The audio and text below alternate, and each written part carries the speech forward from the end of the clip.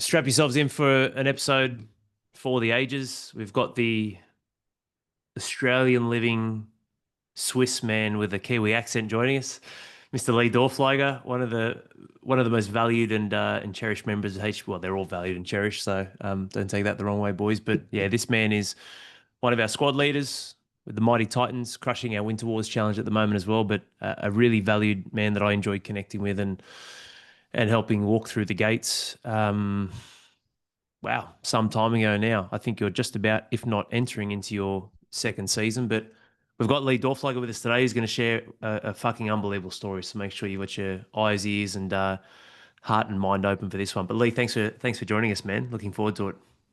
Yeah, no problem. Yeah, great. Yeah, second season now. Yeah, 17th of July. That's when I joined up, 2024. So now it's just entering second season. Loving it. Actually, yeah, I think it's loving me as well. I think I'm getting a lot of love from all departments. Really, my wife's back in love with me. My kids back in love with me. It's been a great process actually. Yeah, people who are Credit to close you. to me. Yeah. Credit to you on the exceptional work that you've done, mate. You know, it's yeah, like the value that you're adding back into the tribe. I remember where was it? Was it actually, it might have been in a book, you know, giving is the path to receiving. And it absolutely is, whether it's a Christmas present or not. And you know, the gifts that you're giving out in Lee 2.0 and how you carry yourself as a husband, as a man, as a father, as a businessman, as a valued member of society, a valued member of community in HPF. Mate, how can you not win? You know, but mate, I'd love for you to dive in and just share a little bit about yourself, your story, your background. You got some pretty wild stories, so I'll block out the next 6 hours and let's get Let's get into it. Yeah, 6 hours. Is that it? Yeah, fine. part one. We've got Sean Hutto. We've got to make room for Hutto's hazing. That's a new segment we're bringing where Hutto's going to come in and just rip on the on society's shortcomings. This is what an evolution we're entering. 8th season of HPF. But yeah, man, would love to hear your journey. Oh, so Hutto's hazing is actually about ripping on society. I thought it was actually ripping on Hutto. So I'll discount all the things that I've written down. Then fine. I had to look at all. We'll save a special roast for him for another time. We won't tell him. Yeah. His slow times up Hutto's hill. No. Yeah, I better not give him too much. He'll give it right back. No, he's actually him and Luke and all those guys who, you know, squad leaders. We get together on the Tuesdays. They're all absolute legends. We're really getting a lot of value out of getting together on that. Yeah, a little bit about myself. I grew up rural New Zealand. I grew up in a log home. My dad was a log house builder.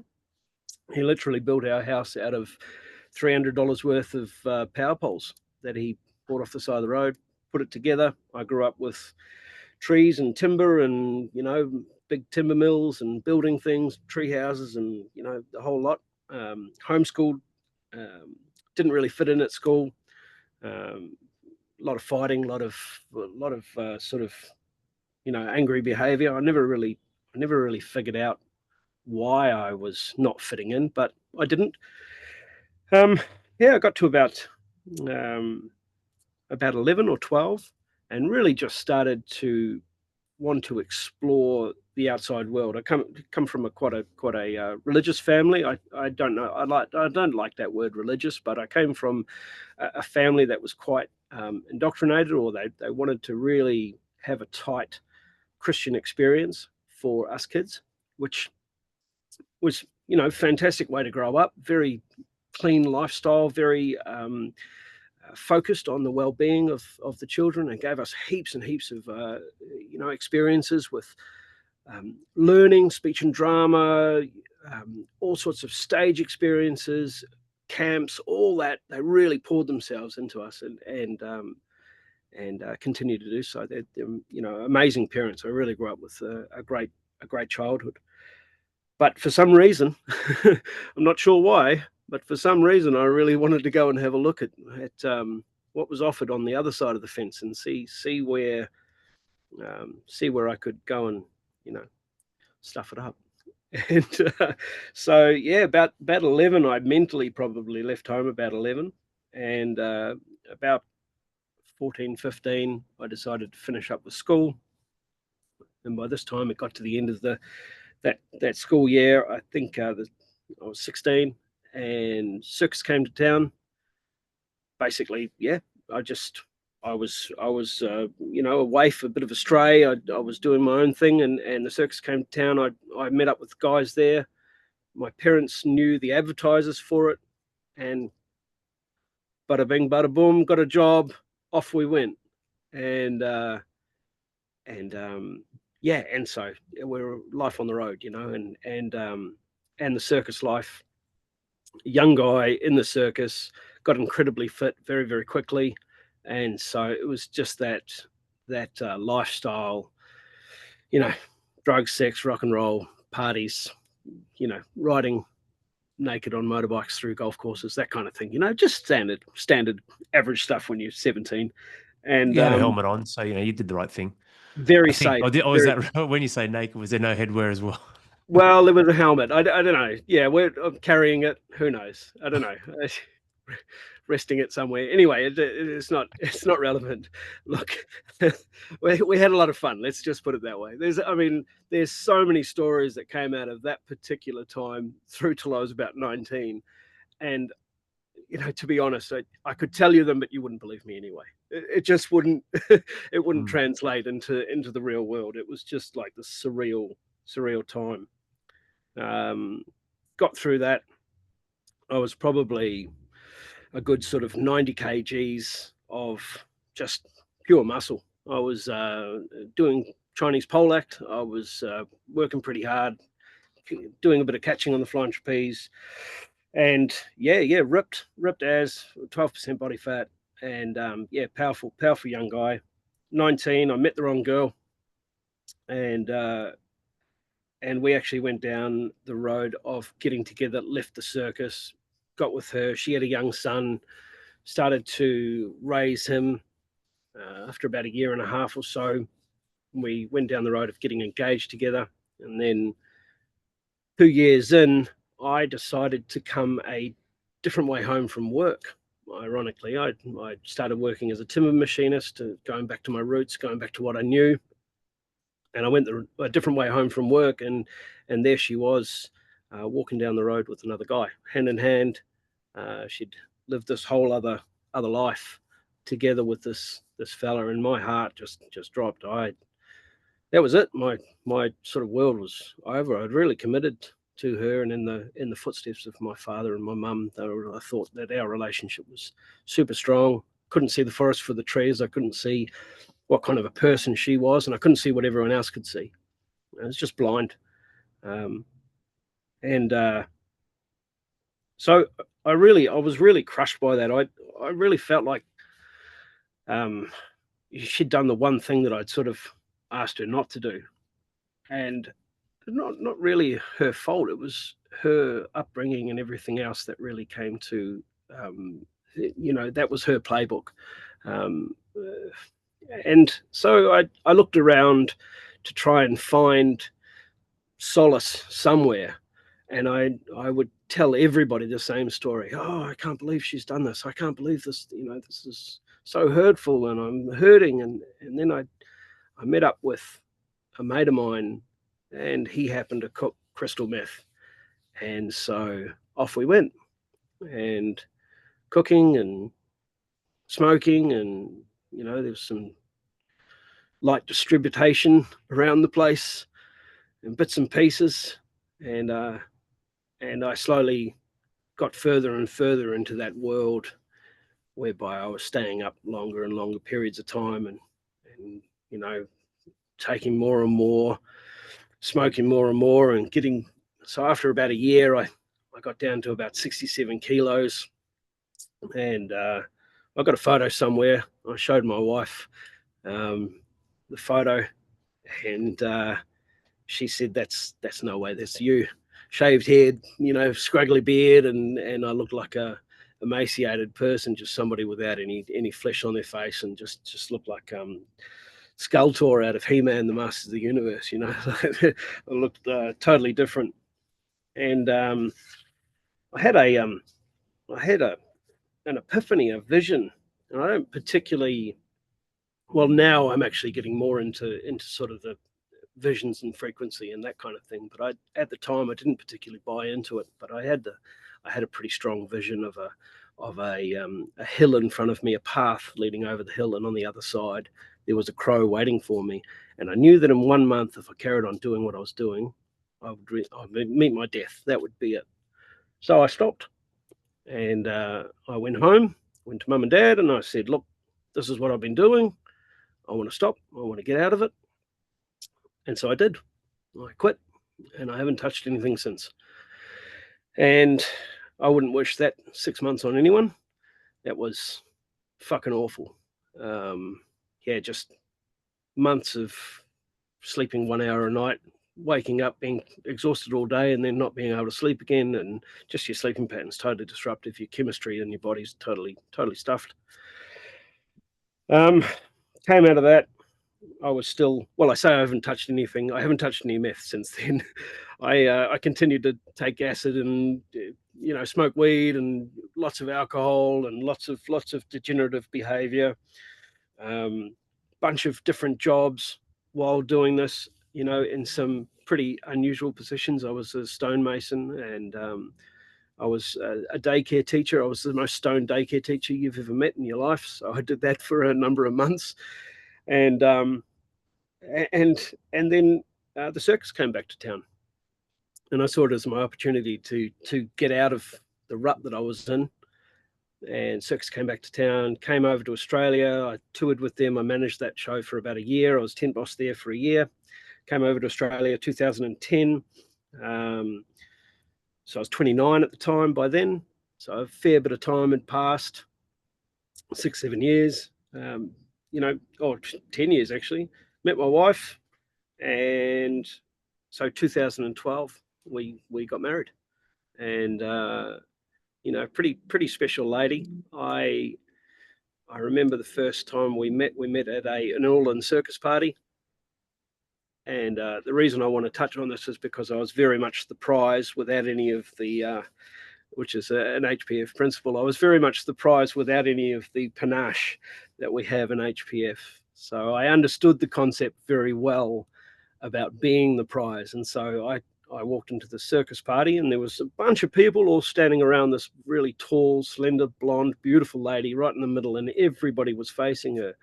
And I thought, mate, I've got no shot with this lady. There's no chance in hell. So I thought, the only way I've got to get her is that she comes after me. And so she came over to talk to me, and she said, "Oh, hi, my name's Elena." And I said, "Yeah, I know." And I walked off. And that was it. She said, "Well, he was rude. He's the first person who's ever been rude to me. I'm not allowed to let that go." So she came chasing after me. So, and she still insists that I was just rude, and there was no strategy behind it. And I still insist that I'm still got the wedding band on. So I guess who's right here. Yeah, yeah. So we went into a pretty massive journey. I mean, there was some pretty big exploration of frequency. I'm very fascinated about frequency. We traveled to Egypt. We've gone through pyramids, and we've gone through a lot of ancient sites around the world, because I'm really interested in how ancient technology and frequency coincide with each other. I believe there's a big connection that we're not tapping into, and so we've done a fair bit of really interesting adventures based around that, and it gives you a good holiday destination as well, often. And 2014, 2nd of the 4th, 2014, we had our first child, and Cairo was his name, after our love of Egypt. And he came out and unfortunately passed away a couple of minutes later. I don't particularly talk about it too much, just because it's pretty I don't know, it's pretty raw. It's a pretty raw thing. And yeah, she understandably, she mental state went downhill pretty bloody quickly. And there was a lot of discussion, hard discussion inside of that time period. And before that, um, we were very excited. It was a perfect pregnancy. Everything was going really well. And after it was very, very dramatic, a very dramatic loss of a baby. So after that, the finances became something that I could focus on and something that she didn't want to focus on. She didn't want to focus on anything, and fair enough too. So it became men are very work orientated. So you give us a job, we want to do the job. And for me, hey, there's a job I've got to take care of. I can jump in on the finances, and I started learning about interest and then compounding interest, and then the share market, and then investing in property. And then I sort of understood that I was this little baby in a paddling pool, and there was this whole ocean of financial knowledge out there. And so I just carried on learning and learning about it. And that's where my fascination with that came about. And 2015, we had our next child, Zariah, and she's an absolute rocket ship. Yeah, absolute rocket ship. She is so special. She's by the time she was 1, she had 300 plus words. She could tell you where everything was. She's just a real smart kid. Amazing. Yeah, love my life. She's wonderful. And then a year or so later, we had triplets, and we weren't trying. We weren't actually doing anything. I guess you could call it we were just having fun. And so that was 6th of June 2017. We had triplets come out, and I remember being in there with the sonographer and finding out we were going to have triplets. And of course, we just burst out into desperate laughter, I think you'd call it. Holy crap! What are we in for? I don't particularly wish the next 3 months on anyone, but it certainly gives you an idea of capacity. Multiples gives you an idea of how far you can push yourself and how far you can actually go without sleep, without anything else. So it gives you a really good understanding. Yeah, so we were just sort of existing, working, raising kids, just dealing with everything and just slowly getting the ball rolling on growing a life, but no direction, nothing at all. I really had no goals. I couldn't have told you really much, and now I've learned how much time I really wasted inside of that. Become very apparent now, becoming very time conscious now. So then the next sort of blow happened in 2021. My dad lost his life in a very sudden accident. Truck came around a corner and collected his car and just took him out. And my mum rung me screaming. It was very traumatic, and sort of went down this road of one knock with the loss of the baby, one knock with this, the hardship of having triplets and multiples, and then the knock of losing my dad, and I just got into this hole, and I couldn't see any light at the end of the tunnel. Pretty tough. I just felt like it was just one knock too many. And so then I started drinking, and I mean I always was a drinker, but I started drinking pretty heavily every night. It wasn't a night that went past that I didn't have 6 or 7 cans, and then into the whiskey, and then from there we went down the road of going into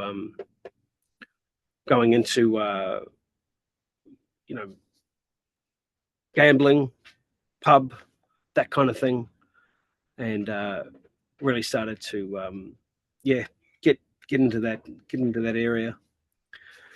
And it became very, very difficult to sort of focus, to sort of concentrate. I really wasn't spending any time with my family, my kids. I was really just sort of going down the road of just I don't know, being a waste of space, waste of time, waste of a human, really, waste of a dad.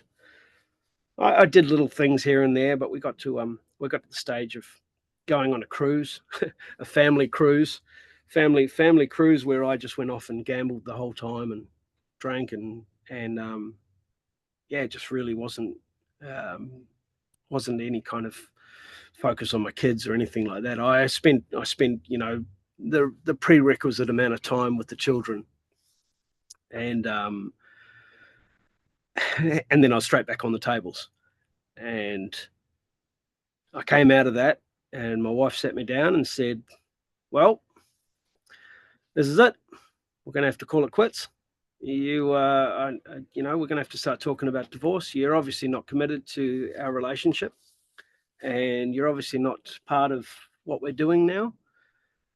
And I can't see any way out for us. I want a divorce." And it was like a light bulb went on, not in a bad way, but I suppose it just shone a light on all of the terrible shit that I was doing, all of the waste of space that I was doing.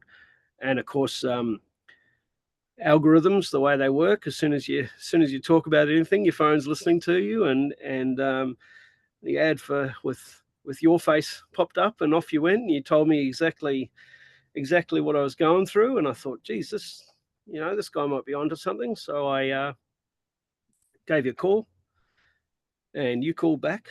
Well, I think I actually got Mike first, and then we booked in a call together. And I still remember. It's funny because my memory, although this might be a limiting belief, my memory is not so great. But I still remember sitting in this same truck and looking at myself on the Zoom meeting and seeing my bright red face, my lobster red face from my high blood pressure. And I had blood pressure up. What was it? 120 over 190 or something ridiculous. Like, it was just, through the roof. And I was on two different types of medication at 43 years old to try and bring my blood pressure down because of my lifestyle. And I think it took you around about 7 minutes to call me on my bullshit and look through my performance and see the man underneath and go, "Well, hang on, you just contradicted yourself." And I went, "Holy crap!" He just saw right through my performance. That's faster than anyone's been able to see through my mask ever. And yeah, and then just thought, this guy's onto something. And so went, all right, let's go. And really, really kind of went all in. I've really enjoyed it, actually, to be honest. I've really enjoyed the exercise. I think I did 4 or 5 21-day challenges back to back, and then lost a bunch of weight. I went down from 98 kilos down to 83 kilos at first, and I think I'm settled at about 85, 84, but pretty ripped, good muscle, and now got a good balance in life, and and and my state of being actually changed as well. It changed from a selfish state of being to actually one of caring and a purpose of caring, and I've made that my edict when I'm dealing with the men of HPF, is that I actually are genuinely trying to practice the care that comes with the responsibility of being a squad leader and that kind of thing. And but what an environment! You can't beat it. I was telling my nephew about it today. The world is a bucket of crabs. Everyone's just trying to pull that top crab down into the bucket, whereas HPF is just like this whirlwind of everyone trying to pick each other up. As soon as you get involved in that, there's no if you actually get involved in it and you commit and you go all in, just like one of our standards, you go all in, there is no way that you can fail. And the system is so well put together. And congratulations on that, by the way. It's a really smart system. And yeah. Yes, yes, sir. Thank you, mate. It's a credit to the men like you who've been involved at an all-in capacity that's allowed us to engineer the system, because no one person anywhere in the world can sit down and say they fucking created something from nothing. Certainly not me, that's for sure. So maybe I'm not that clever, but I just listened to men like you and adjusted accordingly. I look at our community. Firstly, I mean, obviously, there's some pretty solid stuff to dive into there, man. Thank you for the shares and the transparency. But I see the HPF members as ladder building crabs. They've gotten out of the bucket, they jump back in and go, let's build this fucking man some ladders, build him some steps. Here's the ladder. It's just sorry, you had me laughing because it's a true. I love that analogy with the crabs, but it's like I'm just Yeah. visualizing these claws like getting little bits of string and delicately tying off corners and building this.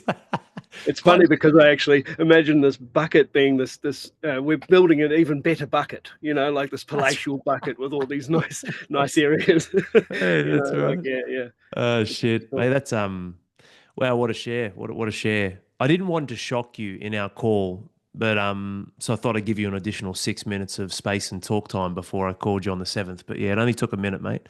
But no, look, what I saw was obviously like every man in his field, you develop look, I think everything's intuitive. Everything's intuition to be fair, Lee. Like you got to think about either having a consultation like we did or talking through things or strategy like the forefront of the brain is so limited at that 40 megabits per second. There's got to be some level of like, even if it's the tone. And my hardest part, I mean, I don't have those calls on the front anymore. We've got valuable members who take those calls with and for us, and they love the honor of helping other men step through the gate. But yeah, with someone like yourself, it's and a lot of the calls that I had in the past was really hard because I could see like obviously the masks that we wear, but behind that there was a very genuine and obviously have a look at you, but there's a very genuine man, and then like that's always been the hardest part for me to be like, oh man, you're telling me your life story. Fuck me, you have so much potential, mate. You could be an absolute fucking world beater. And but who am I, right? Someone you just met to say that. Oh yeah, cool. You're just saying that until you fucking ask for some money, and that's the hardest part. It's like fuck. And maybe that's a gift and a curse that I feel blessed through my mother. Where I've always seen the best in people. But I'm smart enough now because I'm a massive pander at heart to embrace the protection of the Viking and the chief to ensure the best possible path for those who actually want it. Because that's fuck, you've been through some hard things, man. And my very first thing that came to mind for me was why? Why did you do all that sort of stuff? And then it was like, okay, and like just going through the process. But then it's also like, shit, man, this dude's pretty fucking resilient. But then also with the story and what you've been through, I'm like, I used to always think, Lee, it's probably one of my older podcasts, persistence equals just lots of resilience. But I don't think that's true. I think persistence in life, because you're an extremely persistent man, I think persistence in life is a combination of resilience on the shortcomings and hardships coupled with a desire to change your location. Like I said before, can't see where you've come from if you don't actually move. Like, because if you really are persistent, well, that means you're going somewhere. You want to go somewhere. So pretty hard stuff, man. Obviously, for all fathers, one of the hardest things in the world is the challenge with the children we love. And fuck, man, that would have been hard. But across the board, you've lived a very colourful and tough life. So I'm curious, with all of those hardships, you could have done what the masses do and just bow out. What drives you, man? Like what? Because you're very resilient, but that doesn't mean you have to do anything. A lot of people in the world are resilient. Otherwise, respectfully, we'd see that horrific percentage be even more of people no longer wanting to be here and doing something about it, which is really sad. So everyone who's still alive is resilient, but you've now taken that as fuel, and you're an extremely fucking driven man. Like your drive's phenomenal, very ambitious. Like what? Where do you think that's come from? Like what is driving you, and what has that drive gotten you? Yeah, HPF, blessed for the journey, and you're an amazing member, whatnot. But your results, not mine, they're your results. What drives you, and where has that taken you now? 12 months down the track with HPF and your journey. Yeah, sure. So it's either persistence or it's just a genuine attention deficiency, and I'm just completely hopeless at focusing, and I'm on to the next thing. No, it's not. It's probably persistence. Look, look. The fact is that I decided probably about 4 or 5 years ago, and I didn't have the tools to do this, but I decided about 4 or 5 years ago that my timeline, why would I stick to my timeline being just my life? Why not make my timeline longer? So if I make my timeline 150 years, that seems genuinely achievable. Let me. I want to affect not just me, and have a great life and have a fulfilling life, something that I've, and yes, I have to build wealth in order to go and explore the world, and you've got to have money to be able to get on a plane, so on and so forth. So I've got to do that. But how do I create this timeline of 150 years where I can not only provide for my children, but for their children? And it's also about teaching them how to do the same thing. And so, in order to teach them, I've got to know that I've got to, gain the knowledge. And all due respect to my parents, they were terrible with money. They provided for us. We had an amazing upbringing. We always had food on the table, incredible home.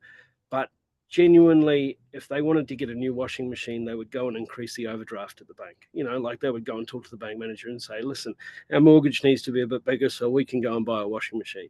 And that was the sum total of my financial acumen. So I really had no clue at all.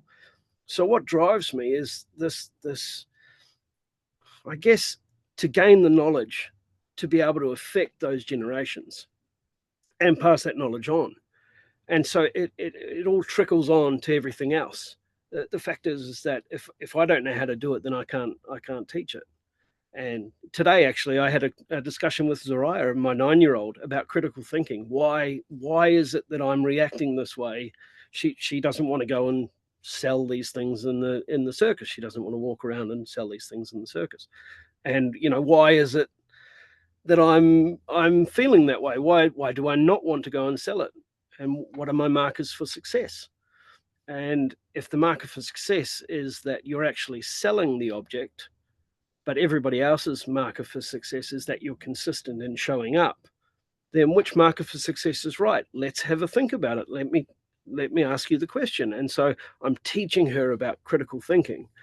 And so if I can start teaching her now about critical thinking, by the time she's 18, one would hope that she has a perspective where she can zoom out and practice this, long-term thinking, long-term critical thinking on her own standard, stuff that I really didn't have a clue on. So I'm learning at the same time as teaching it. But that's really what drives me, is affecting those next generations. That's what I want to do. I want to be able to, teach that, and teach other men as well. Teach other men in HPF. I want to pass the knowledge on, and I think it's the only way that I can impact the world in such a positive way. That's all. Yeah. It's powerful stuff, man. They're the exact two key things that I wrote down. It's we talk about this, learning things, and true power is learned to reflect, a combination of all three, not just the acquisition of information. That's not powerful at all. It's applying it and then applying it again in the right direction, so you continually making those incremental improvements. That's and remembering. But I love it so simply put when it comes to the bigger purpose and your service to life itself. If you don't learn it, you can't teach it. That's really cool. That's something I actually don't think I've said or heard before, but it makes complete sense. I did say this to the team the other day when I had a meeting. The greatest leaders are the greatest students. It's so fucking true, man. So it probably goes hand in hand, but that's something that I'm learning, relearning, remembering, learning at a different level. It's just levels in life, but it's like, yeah, the greatest leaders are actually the greatest students. Am I actually listening? And I'm listening to every word. I'm watching. You're right about frequencies. Like everything has a vibrational plane. Like what am I sensing here? Like just the reason why people struggle or they're socially awkward or don't have social awareness is you're just so fucking busy in your head. Just stop and fucking listen and watch and observe. I mean, you're a human being, mate. We've got that in us. The survival mechanics to get a read on the room, so to speak. Like watch your child play and you'll see exactly where they're at. You will. Watch two people interact. You can see through it. Watch watch two women interact and the term passive aggressive. That didn't come from nowhere, gentlemen. Fuck, it's funny to watch, I tell you. But that's energy. And the other one, absolutely, the trickle effect to everything else. Powerful, man. 12 months has passed. What have you experienced? What have you seen? What have you done? What are the outcomes? What's the trickle and the ripple effect that you've already seen in your own life, your own results you've gotten, your families, your wife, your children, the community? Walk us through that, man, because Sure. we're men, right? Yeah, love it. Love the Yeah. feelings. Give me some facts. Like that's powerful stuff for obviously for those who, unaccustomed to the inside of HPF as well, it's good to see Absolutely. what you're saying. Oh, look, I've had probably 4 great, what I would call revelations, that have actually shifted my core personality. So my core intrinsic value, I am Lee Dorfliger. This is the way that I am. There's 4 big moments that I've really gone, whoa, that's just changed everything for me. Like that's that's totally affected the way I even look at the situation now. And one of those was definitely frequency, definitely. And in fact, it's even one step further. You go in, you read the room, and then you can actually control and change the frequency as well. And it changes from, for example, today I went through an incident where somebody was angry at me, and I didn't accept the frequency that he was giving off. And I spun it around and just went, oh, so you're angry about that? Okay, that's fine. And changed the whole dynamic. And his frequency actually, because now I'm quite strong in what I do, his frequency changed and matched mine. And he went, oh right, okay, cool, we can work this out together. Awesome. We came to a great outcome. And it was just that ability to now shift that vibration that's happening to me, that frequency that's happening to me, and I'm able to not take it personally and turn it around and actually shape it. So that's definitely one of them. And I guess probably the biggest one was that my ego was controlling me. That's the biggest one, really.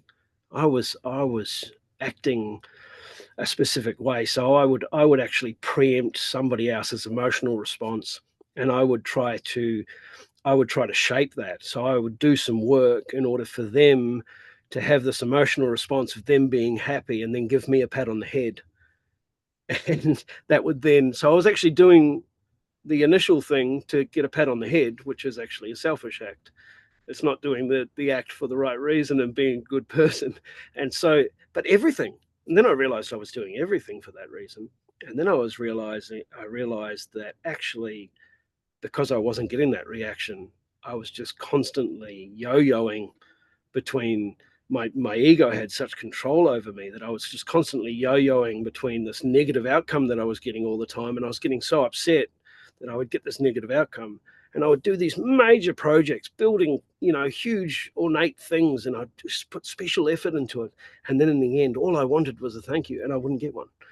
And the world would collapse around me because I wasn't a good person doing it for the right reasons. And I flipped that around to understanding that my ego no longer had control. And like the book, Ryan Halliday's book, Ego is the Enemy, I turned off that switch. And it wasn't so much that I actually felt a, a loss of my ego. It's actually that I felt such a freedom. I felt such a freedom from not being controlled anymore. And I was able to not do things and not be affected by them. People couldn't guilt trip me into anything, because I no longer had this background noise all the time telling me, "Oh, you've got to do this because your wife says you have to do this. She won't be happy, and you won't get your pat on the head." Well, Mm. that changed, and now I do things because I actually love her and I want to do the right thing by her, or I love my kids. I want to do the right thing by them. I want to be a good person, do the right thing. I'm motivated by that. I'm not motivated by getting a pat on the head. And it's quite funny because, ironically, as soon as I adopted this style, um, the accolades started rolling in. People really, Uh, how many times how many times I got told good job after, and I said, oh no, I don't care about that anymore. Like, don't tell me good job, I don't need it. Like, it was quite an amusing thing. And in fact, I started practicing that in my workplace, and my respect level really went far up, and it was something that I always wanted from my workmates. Or I work with my wife's family, and they're very stoic people in their system, and I always wanted some respect from them, and I never got it until I stopped listening to my ego and trying to pander to that. And that was a a great moment. I've had several like that, you know, the keystone effect where you affect one thing and the rest of everything in that situation gets affected. That whole bridge collapses as soon as you pull that one keystone out. Um, the fact that when I'm talking to the members of HPF, it's actually not the story, it's the man that's important. It's a golden one that I really sort of realized that I actually care about the men advancing themselves, because when dads win, everyone wins. And so the fact is that when you focus on that man and you grow him as an individual, you know, everything else around him is affected by it. And it's not his story. Everyone has a story, and sometimes the stories are horrible, and sometimes they're very light. And but really, it's actually the individual. And when they come to us, and I say us because I feel part of the ethos now. When they come to us, they have a story and they're focused on it. And within 3 months, they're no longer focused on the story, they're focused on themselves and growing. And that progression and that growth is actually what we should be focused on as men. And we lose sight of that and become husbands and fathers, and you know, then stuff doesn't start working out for us, and we're ultimately frustrated and grumpy by the fact that our wife isn't doting on us and we're not laying by the fire with our kids running around the room, and you know, we have this image in our head and it doesn't work out that way. And you know, I don't know, I got pretty pissed off about it, went through a midlife crisis, you know. Mhm. And then with my life collapsing around me as well, all that added together to be this you know, giant mess of a guy, mess of a man. And I'm you know, very grateful for the fact that I, you know, was found by HBF and have now, you know, yes, I've put work in, but the greater community, the greater ethos has certainly been so supportive, and have pushed me to these greater heights. And it's only just begun. I feel like I've only just started. Like okay, now I've got my baseline. You know, like now Mm. I'm going to see what I can actually do. You know, like yeah, yeah. I think I'll probably sign up for life, to be honest. It's not something that you sort of discard. You don't find something like this every day, eh? Mm. Oh, it's extremely rare, man. Like some of the rooms we've held with the events that we've run all over the country, it's like, do you think there's other fucking rooms like this going on in Australia, in the world? Absolutely not, you know? And the tribe is the most powerful thing. And I've said that, no one man, including myself, but it's the individual man's mental approach, attitude, and contribution that makes it. It's all the arrows together that makes the whole bind or the whole bunch unbreakable, you know? But, you know, so it's self mastery and legacy building takes years, Lee. So men don't have to stay in HPF forever. There's always going to be new fathers who have new kids. 5 million dads in Australia. Like, it's not like we'll run out of work, but it's going, well, what do we want to build? Like, we want to build something that's extremely special and a brotherhood that is not only sticky, but actually sets the standard for what's possible. Because that shining light supersedes me and the coaches combined very easily to be the true message through the example, just like we want to be to our kids. It's not how well Al can talk words. It's who are the shining examples. So and you're one of those. It's so funny, isn't it? Like what Lee's sharing, guys. It's a universal truth. Like it's funny, but it doesn't. But not funny, ha ha. When I look at the exact same fucking thing every single time. The man gets to a point where he invests in himself, where he's valuable enough to be willing to walk away. The woman comes fucking running back in because she picks up on that energy, that sense, that vibration, that confidence. Like you can't give what you don't have. So, you know, we talk about love and other things, but you can't also receive what you don't already have inside of yourself. Otherwise, it becomes a false illusion. So if you don't respect yourself, how the fuck do you think anyone else is going to respect you? That's really hard. You have the most loving people with good intentions, but through their actions and dismissing your weak passive energy as a man who is not leading, of course, you'll not be respected at the level you could have.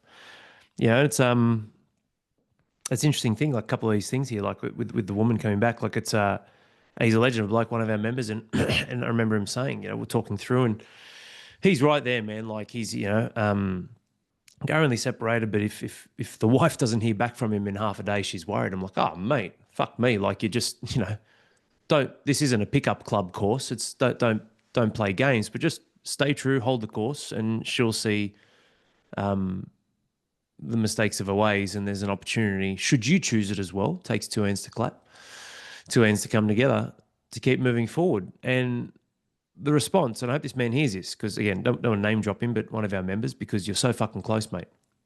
His response was, "Thank you, Al. I really hope she sees me as the prize." And I responded back, "When you fucking see yourself as the prize, everyone else will." That's There's a exactly little right. asterisk. Fix up that sentence there, mate. It's not, I hope she says, no, no, no. When you see yourself as the fucking prize, everyone else will. And guess what? I see you as the prize. So if my words and vision holds any weighting, take that and run with it. Because you can have it. All men can have it. What do you think, though, man? Like, what do you see in the modern world? Where are men struggling? Is it because they don't have a brotherhood? They don't have other people around them? Like, this is such a unique tribe, but yeah, easy for Al to say. He started it and found it and he has to say it. No, no.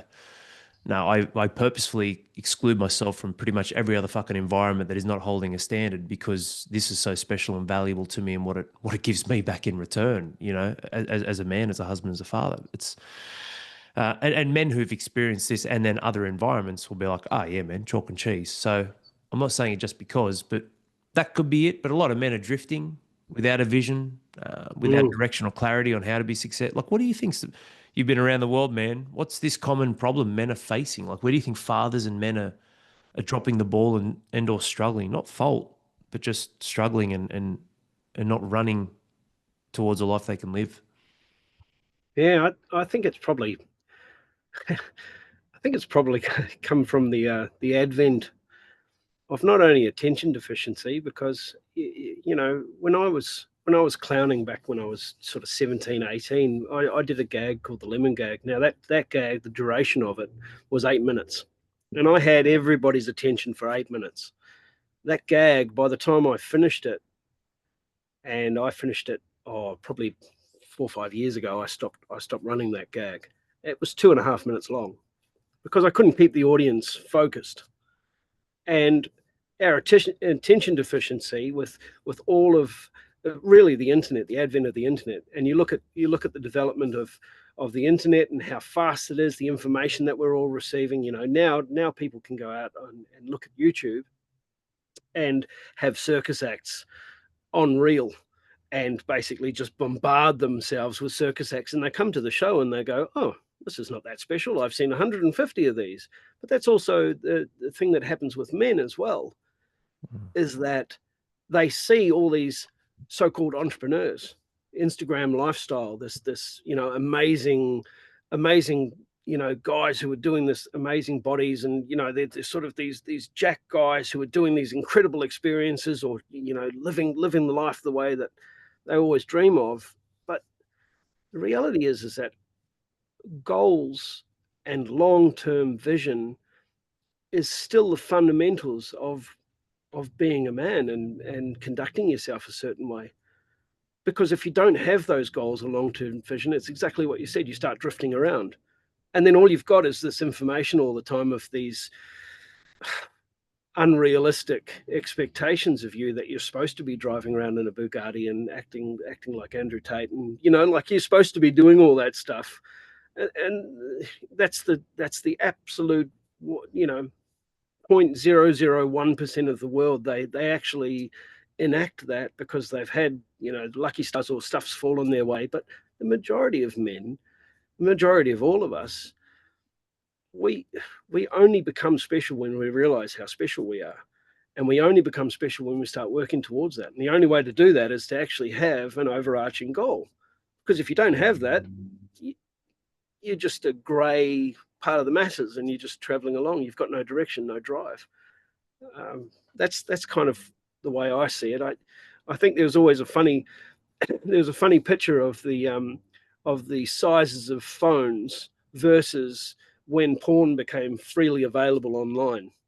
And the size of the phone was always very, very small. And then porn became freely available online, and the size of the phone suddenly went to this size, like massive, massive phone, because everyone started watching porn all the time. And it's this constant influx of what's readily available. And, I just think that the more time we spend on a screen, or the more time we spend filling our minds with stuff that's Not actually, it doesn't have our best interest at heart. I mean, nobody posting how they're driving around in the latest McLaren or whatever, and they're throwing money at girls in bikinis. Nobody's actually got your best interest at heart. They're just showing off.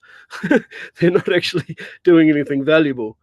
And the fact is that if I spend some time on Instagram filming something or putting it out there, I try to make it either a journey or something that's valuable for somebody to watch.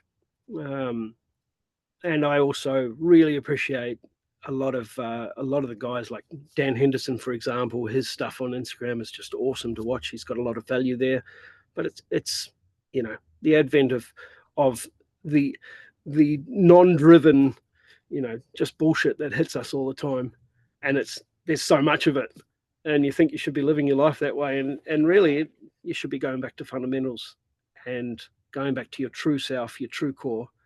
And when you hit your true self and you hit your true core, then you start living your life that way. And that's what we went over on the Monday charge up with the masks. Actually, not being that performer, because that performer incidentally, it's actually affected by what we see. We think we're supposed to perform that way. And when we take that mask away and we stop performing the way that the way that the world tells us we should be, and we start performing to our true core values, well, then we become very special and we become very valuable and we become very driven. And it's not for everybody else. It's for us. It's for our families. It's for our legacy. And the reality is that you become that driven person. There's no way you can't succeed. And that's what has been unlocked in myself in the past year. That idea of being, being 18 again. I guess I call it being 18 again, although I don't want to be 18 again, but I call it being 18 again because I feel like I had this truer sense of the world, and I had this love for life, and I haven't felt that in a long time, and I've started feeling that again, this enjoyment, and yeah, my wife started treating me that way, and that I've actually got an enjoyment for life, and my kids have started enjoying my company, and I've noticed a real change in them. It's started to become very special and very sort of they stop what they're doing and, oh, dad's home, yeah, cool, let's go hang out together, that kind of thing. Big dramatic changes. So you Mm. can definitely see the value. Sorry, I wandered a bit off topic there, but yeah. No, it's made very valuable insights. And you and your wife have an amazing relationship. You and your kids have a great relationship. You've got good time with them now, good balance. Things are going well. Yeah, I think it's staircases and plateaus, you know, but the overall trajectory is up, because nobody in HPF ever says that their relationship with their wife is going well all the time. Because if they do, they wouldn't be a man of their word. Because we all have our roller coasters. And I think somebody put out there in the squad leader, that his in the squad leader chat, that his wife would react this particular way, and one of the other squad leaders, it may even be me, said, oh, your wife reacts the same way my wife does. And then the next one said, yeah, oh, that's my wife reacts the same way. They must all speak the same language. And it's not surprising that we're all with very strong women who have Mm. these really strong ways of behaving. But would I have it any other way? No way. I said that to my wife. You know, if you were a weak woman, I would have dominated you in about a week, 2 weeks. I would have dominated you, and you would have become a slave. And I wouldn't want a relationship like that. You know, I love her being so strong and independent, and this wonderful woman. And to be honest, when I get her affection and when I get her treating me as the prize, it actually means something, because I've earned it. I've become that great character who she actually sees as valuable and fantastic. You know, I definitely see myself as valuable, and I won't be mistreated now. Mm. But the fact is that yeah, she sees me now in a different light, definitely. Mm, And and the kids see me as completely different. I've asked them before, flat out, you know, has things changed? Oh well, you do a lot less yelling, Dad. You know, you're a lot less grumpy. We can actually, we're not worried anymore. I'd come home and they're like, oh, can we go and do something together? That sort of a question wouldn't have existed a year and a half ago. That wouldn't have existed at all. It would have just been, oh, dad's home, stay out of his way until he's had a few drinks, then stay out of his way even more. Now he's off to the pub. Good. We can mm, go on with our lives without him around. What a waste. Makes me sad to think I've wasted that much time with them. So mm, lapping it up now. Yeah, much better. yes. Oh yeah, and now so much more to give. Yeah, it's a crazy world out there, fellas. I've said this in another podcast, which was inspired by a member when he said, when you give your kids technology, they've got access to the world, sure, but the world has access to them. But the same, what disqualifies any one of you just because you're an adult from that being a risk as well? Nothing. In fact, even worse, because more often than not, you're the target audience, which then allows the tolerance to and buy-in for your children to just follow suit quite easily and cave. Be it watching telly every night, and you're passively giving buy-in to something that your children will naturally adopt because they're watching what you do. So that's to live life as a stiff, but be mindful of that because the same risks apply for you. Like, think about this as human beings, man. Like, how many environments should we actually be investing ourselves in? Because it's a wild west. You jump online on the internet, mate, fucking millions, probably tens of millions. I don't know how many what is it, the URLs, how many landing pages, websites, links are, mate, unbelievable. Now, I've got a lot of books behind me, great, but I can take my time. I can dive in and out of that. I understand the context of that environment, not fucking pop-ups and ads and other things. And next thing you know, you're on an Instagram bender looking through how you can one up your mate with funny shit. And it's funny, or I'm seeing chickens with like commando arms and machine guns attached to them with these little wires, which is pretty funny.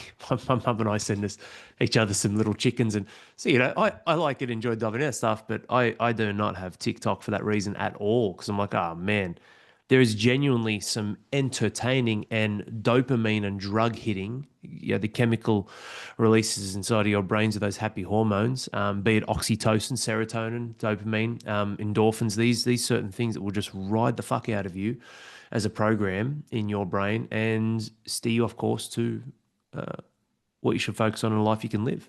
What you focus on is what unfolds in your life. It's that simple. So, yeah, it's interesting stuff you shared on that, man, and completely agree. Like, very, very dangerous. The only reality that exists right now is me and Lee, or Lee and I, and we're here having an amazing session together, and nothing else matters outside of these walls. Is my car still in the driveway? Probably, but if you look at the double slit theory, the law of probability says it's a probability wave and it'll collapse into particles when there's an observer present to make that reality. And that's I love that stuff with quantum mechanics, man, but that's a real philosophical approach too. Like, I really, really love some of the stuff I dug into there with Robert Lanza, even Bruce Lipton. He's like the epigenetic godfather. But Robert Lanza, man, Biocentrism. That's an incredible book. Holy shit! But mate, this is the epidemic that we face with men of this world just getting led like lambs to the slaughter without seeing a clear path on what's possible and then the ramifications for their actions until it's too late. And when I say it's too late, it's when your children are 13, 15, and 17. They don't want to fucking know about you. Your missus hates you and she just can't wait till they leave the house and then you split up your assets. And there you go, mate. You're 50, chewed up, spat out. Good luck for the second half. Wow. That's not a 28-year-old man listening to this going, oh, better turn my act around before I'm 29. No, no, man. You're in too deep. It's too late. What I love about what you shared, though, with the masks, though, like, fellas, I'm not a perfect person by any stretch of the imagination, and being the CEO, like, I make more mistakes than anyone and I take ownership over that, and it's worth it. Otherwise, we wouldn't be here today. But being my raw, unfiltered truth is just such a fucking blessing. And if you can accept that and come along for the ride where we journey together, oh, fuck me, mate, it's a journey you'll never forget. But also, I think it's important that we all have our own, uh, you know, have our own place in this world where you just need to be you. Like be you. That's one of the spines. So we've got our tenets. And one of the spines of HPF is be you and show you, right? Nothing to fucking hide. Just be transparent. Does that mean I need to bring up all truths? Well, Lee, would you like the 60,000 thoughts I've had today? It'd be hard for me to even bring them up, right? So it's not about omission or concealing either. It's about being yourself. But also the add-on to that is be yourself, but then improve on who that self can be. Using leadership, using love and leadership as your true north and compass, right? That's very important. Like improve. So that's a rate of change, state of change. Love and leadership, true north and compass. Otherwise, yeah, you could be a fuckwit and just be more of it. Well, that's not really the point. It's be yourself. The best parts, because we've all got a messy list, but try and hold on to the valuable things. Don't always just slap yourself on the wrists and castrate yourself for the flaws. We all have them. Be you, be yourself, but also try and improve that self because you can. It's a choice. It's possible. Keep doing it. It's probable. But use a good true north. Love and leadership is that true north and compass for you. It's powerful stuff, man. Like it's actually heaps easier too, instead of just trying to put up a front. You know, I can do podcasts and not swear at all. I enjoy swearing and the way that I place it in with emphasis and purpose, not because it's a twitch, but being yourself, being your real authentic self. You know, what you see is what you get. But what you keep getting keeps getting better. Oh yeah, just on that, like you talk about big addies and all that sort of stuff. I'm an extremely simple person, Lee. Like for everyone else listening to this as well, like for me, my life is built around how much value can I give. Like that's it, man. Because my upside's huge. That's very selfish of me.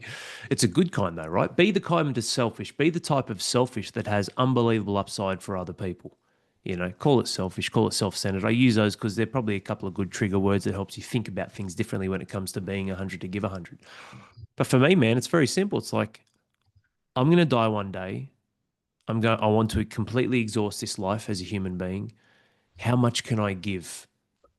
And if you give it the cost of yourself, your time span and quality of giving will be shorter. So it's this delicate balancing act. How can I, be 100 to give 100? So how can I just give as much as as much as my capacity will allow, but then keep topping that up? Be 100 to give, not hold. Be 100 to give that 100. And man, that's all my life is. Like I said, being a pretty big pander at heart for humanity and namely fathers, it's like, how much can I give those I love and care about in this life? And if that was all you had as a true north, coupled with the principles of how to give the most because of you being the prize, investing in yourself, you won't miss, man. It's hard to miss. What are your Well, thoughts though? Like, I guess, wisdom and advice, like you've seen a lot in the tribe now, you're an integral part of it. What are some of the best things you've seen in some of these other men's or, Hutto messaged me earlier and said, see if Lee can outdo me. I had two amazing one-liners. He's got to come up with three, but I'm just kidding. But I can see the Titans are getting into it. But no, look, I guess words of wisdom, advice, some key insights for people out there, things you picked up from members. Yeah, would love some more shares, man, and perspectives and insights from you. yeah, sure. I mean, I think it's inevitable though. You know, the inevitability of serving. The fact is that we all go through life and we're always going to be serving. You know, it doesn't matter what capacity. We're either fighting against serving or we are serving. So you either go with the flow or you resist against it because it is inevitable.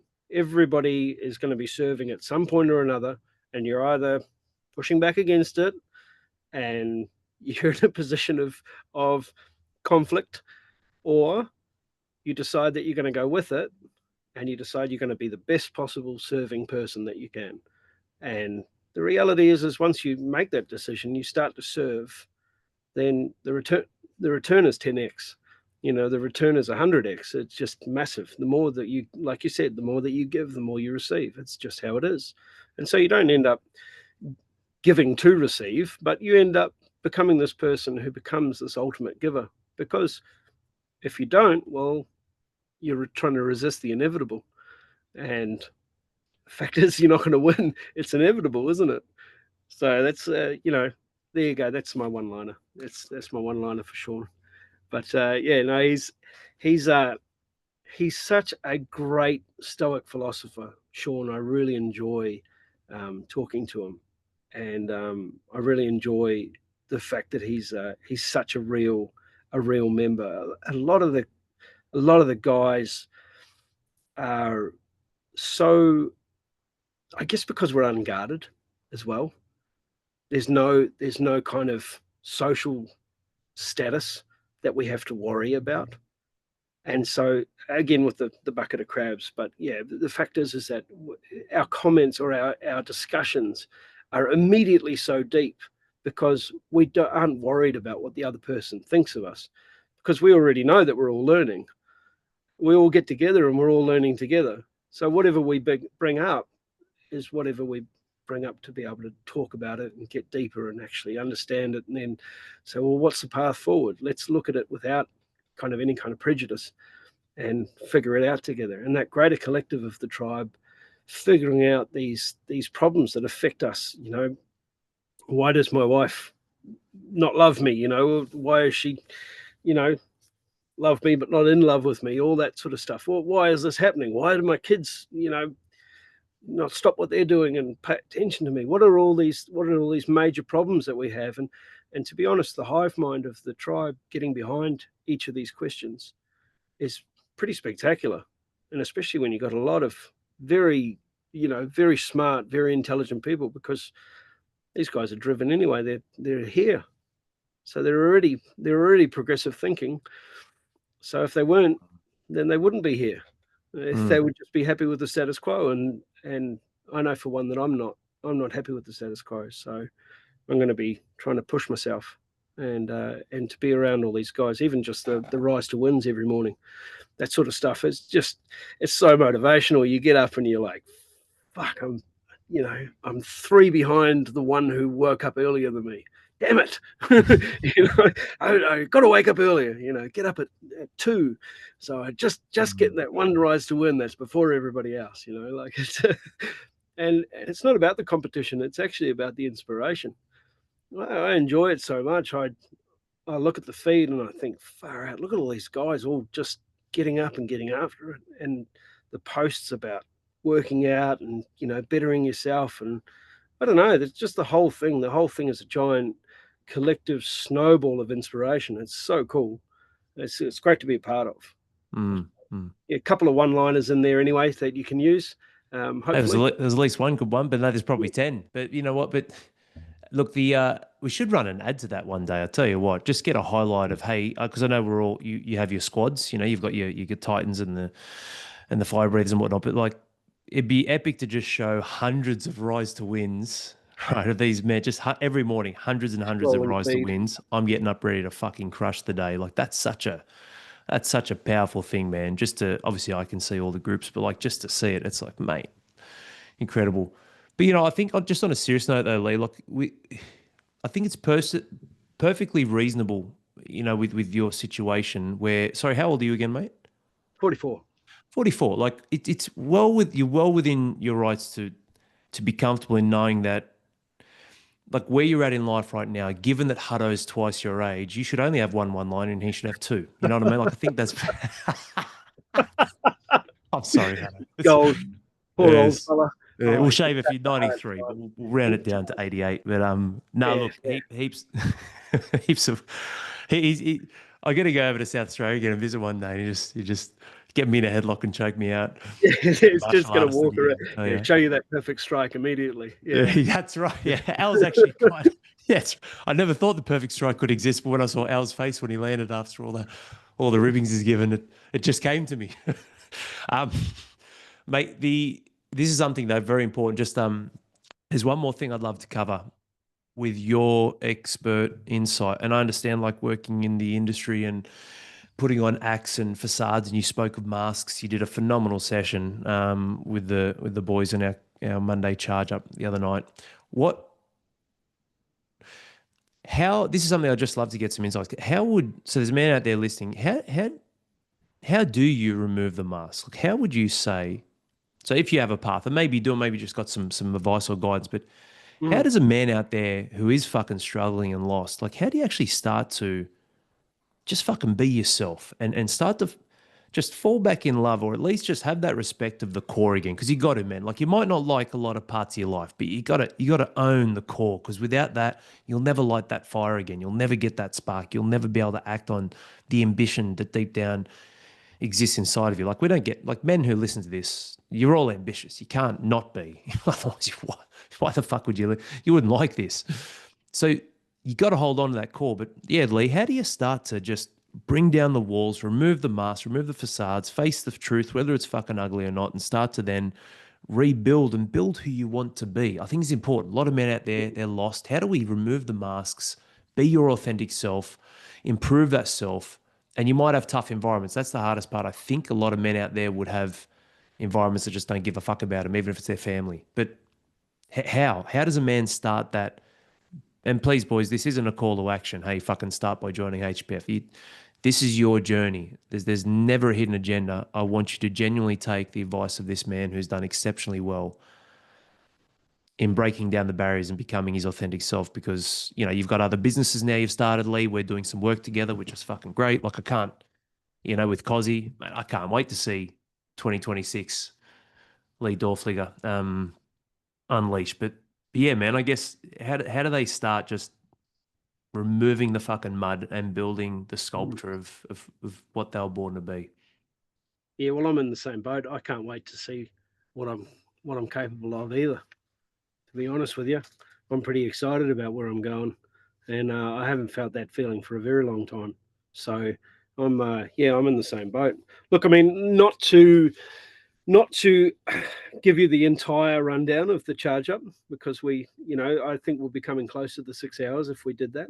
And what a chart. I mean, to be honest with you, it stemmed from a very simple Japanese proverb about the three masks that we wear. We wear one for the world, we wear a mask for our loved ones, and the third one we never show. We wear it for our true self. That's our true core. That's our intrinsic core. And the thing is, as we go through the world, our mask that we show the world, that process of identifying where and that's what I took the guys through. I took step one was identifying where we wear the most, the heaviest mask that we wear. Where is that? Where is that in our life? Are we so far the furthest point from point A, which is our true self, to point B, which is further as possible away? Where are we acting the most? And then the reality is that once you isolate that and you see that point, and you think to yourself, why are you acting that way?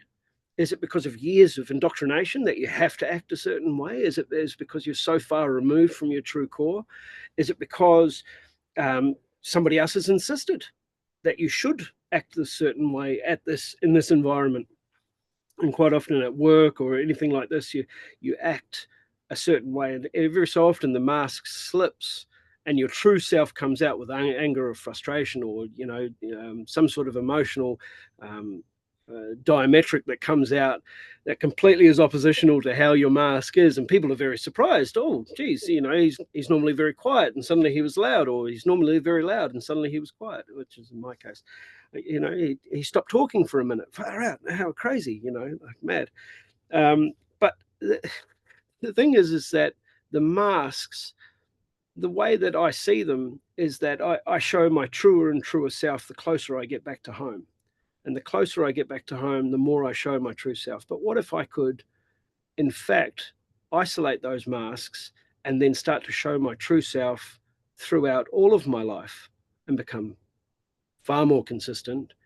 And it would actually be based in truth, because I wouldn't be putting on a performance that was so far removed from my true core character, which is far easier to play.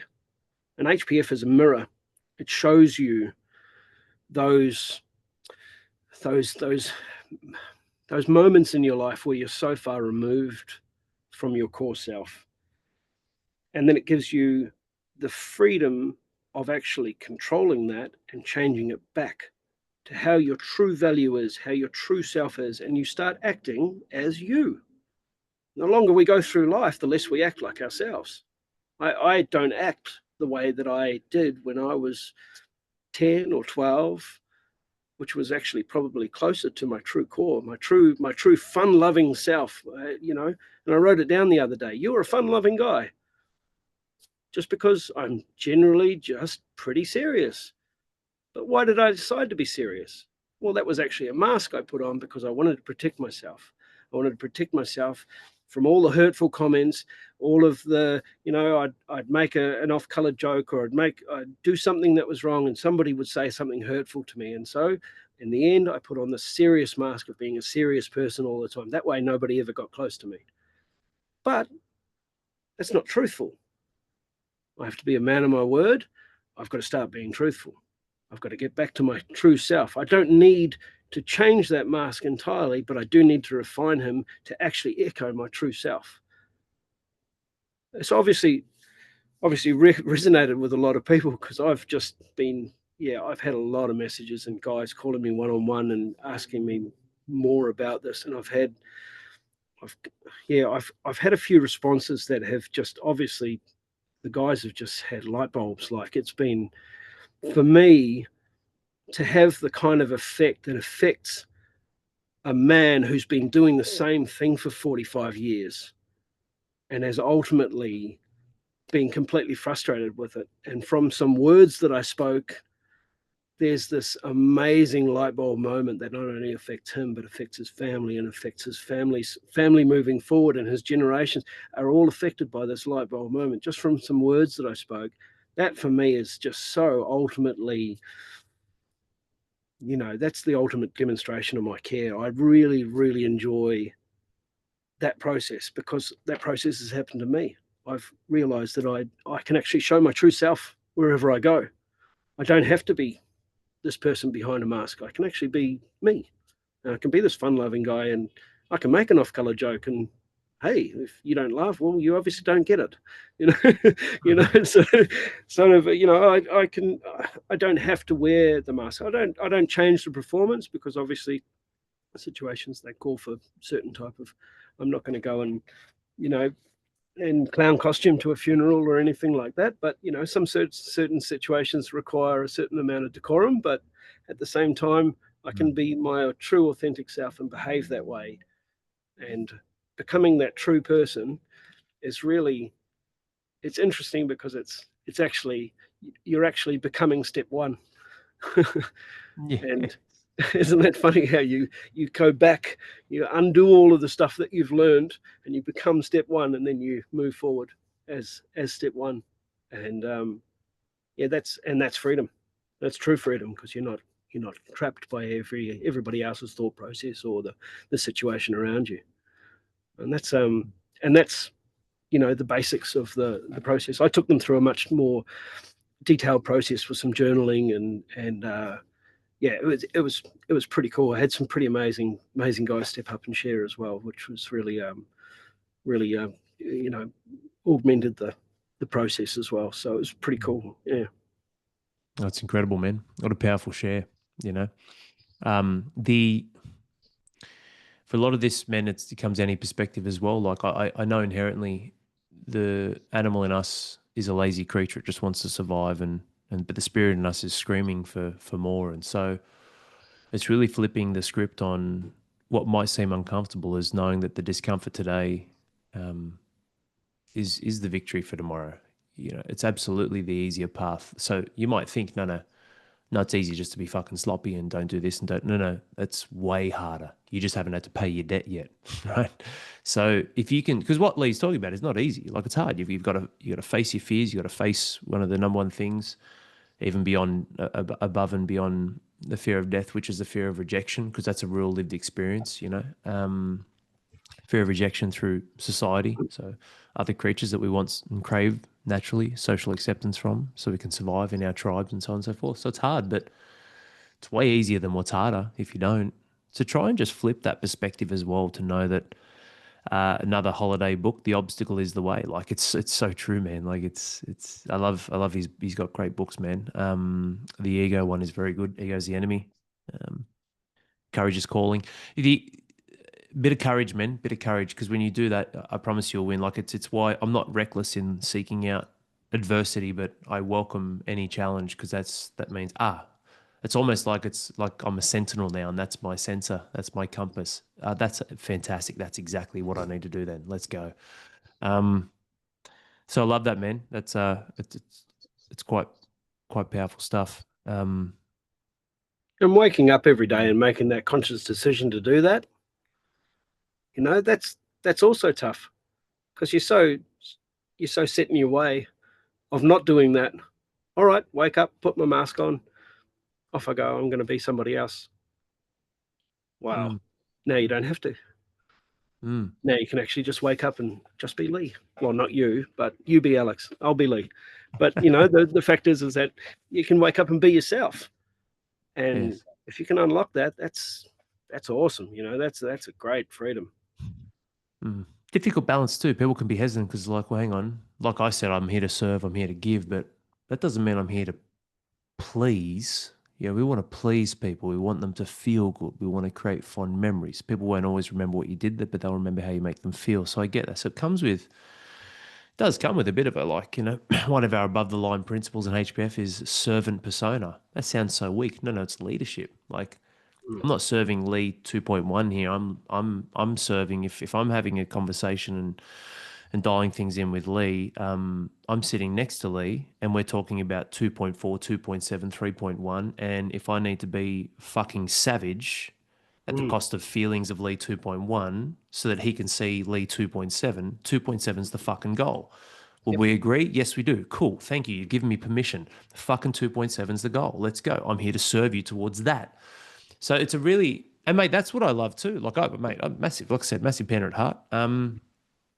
I can be extremely loving, and then 1 second, the next second, be completely fucking savage. But it's all contextual. It's not an illness or a bipolar type nature or persona. It's always seeking an obsession of mine of what is the best energy to create and drive the best outcome for all. Knowing full well, just like you and I, we all have the ego. Let's make sure that motherfucker isn't driving the bus because then things could get hairy. So it's a delicate thing, but I think if you be yourself and you build that, just like your intuition, like all things, it's a muscle that consistently allows you to not do, but actually just be. Mm. And then doing is to create a better being, and then you just and you hear all the claim, you're a human being, not a human doing.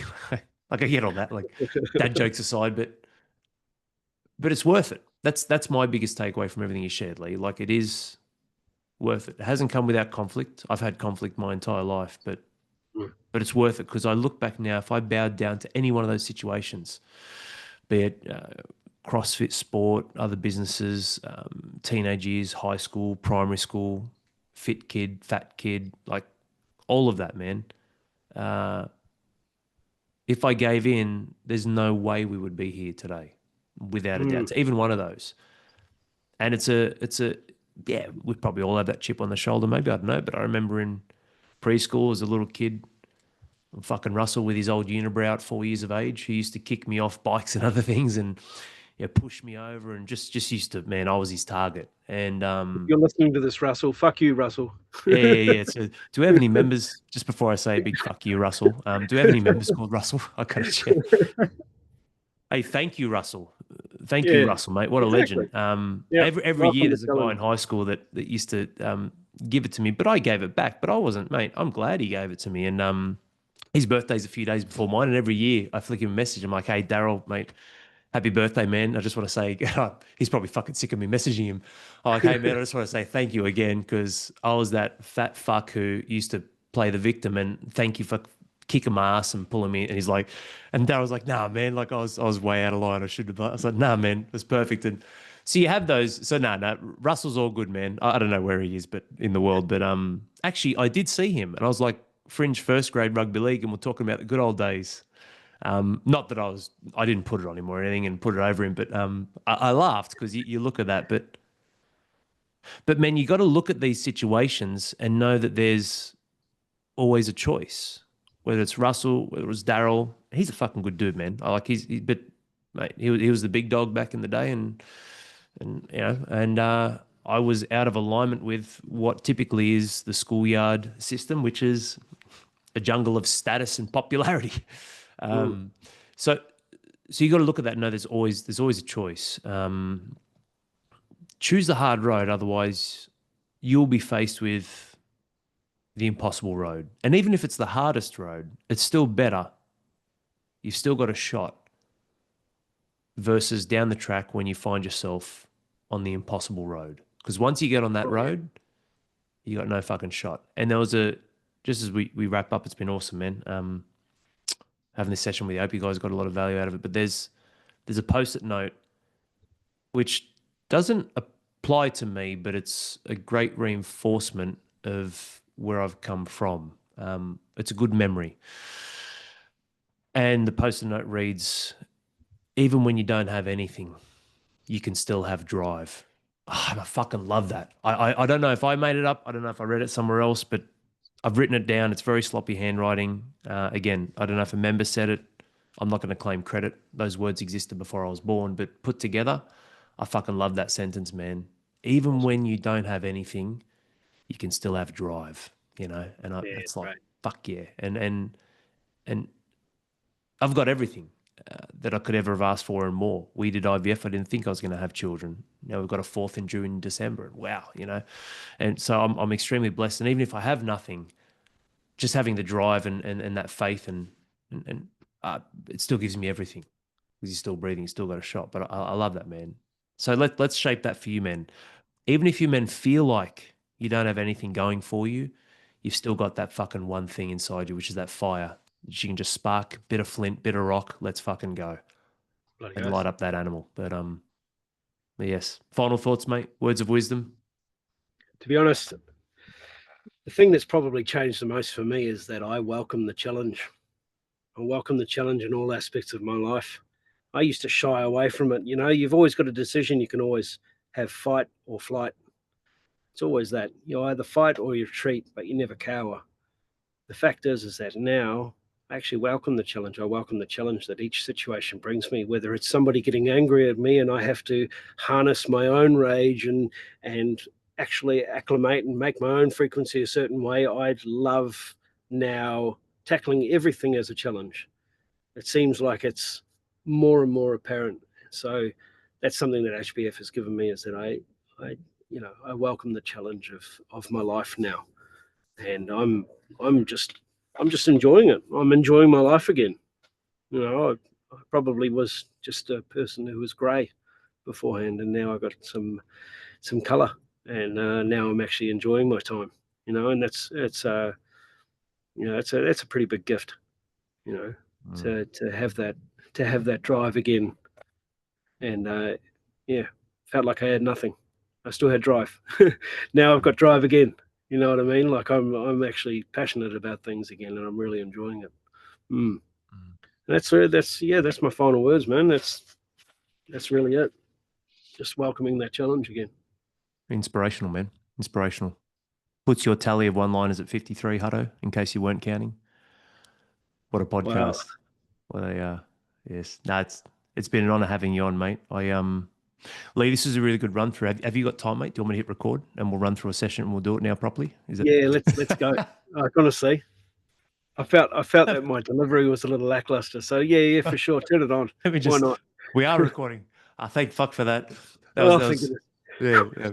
Nah. I Well was done. Hope you thinking, boys enjoyed this. What a time to be alive. You know, it's the world's shot to shit. So what an opportunity, man, for us to step up and stand up more than ever before. Because if you and I don't do it, who the fuck will? And I must say this, and with respect, if you're a young man in your 20s watching this, or if you're an older bull in your 60s, there's a bigger scope. It's not necessarily based on age, but there is a bracket. But having the old guard values, principles, and way of fucking being with some new age adaptability and being malleable and adjustments to change and pivoting and adapting. And that's the fucking future, man. That's why men between 30 and 55 matter so fucking much because we're only one generation away from fucking losing everything, anything and everything that was actually ever valuable to the core foundation. You talk about going back to step one, the core foundation of what created the whole reason we can fucking do what we do today in society as human beings, and don't ever let go of that. Did the old guard have heaps of mistakes, flaws, and holes? Of course they fucking did. We all do. But men, you listening to this, you are the fucking glue, whether you like it or not. This is absolutely the glue, and this is your calling. because the old bulls, with all due respect, in their late 60s, 70s, and 80s, they can't fucking do this. They're too far gone, too far past. They need you to step up, and the young men, they need us to fucking lead the way. I'm not sure why I shared that, but I just felt compelled to. But thank you, Lee. It's been awesome, man. Hope you boys enjoyed this. Yeah, fantastic. Thank you so much for having me on. Been awesome actually. It's been good. Yeah, I must say I can't I can't stress enough how much um, these interactions mean for me. I think that meeting up with meeting up with yourself is obviously awesome, and but with the other guys as well, meeting up with them, physical catch ups, you know, just the knowledge, the growth. It's I'm really looking forward to charging hard and accepting the challenge and striving forward, and for all the guys out there that are waiting, wasting time, waiting, pull the trigger, jump in, let's go. Because honestly, if you're the right fit for HBF, then there's no better place to move forward. No better place to excel, accept the challenge, become somebody who loves life again. Yeah, that's just a genuine thought from me. I think that people should really, men, and in that age group, they really should um, consider this as a life changer, as something that really drives them forward. Yeah, that's it. Thanks, Lee. You're a great man. Onwards and upwards, sir. Thank you, boys. Take care.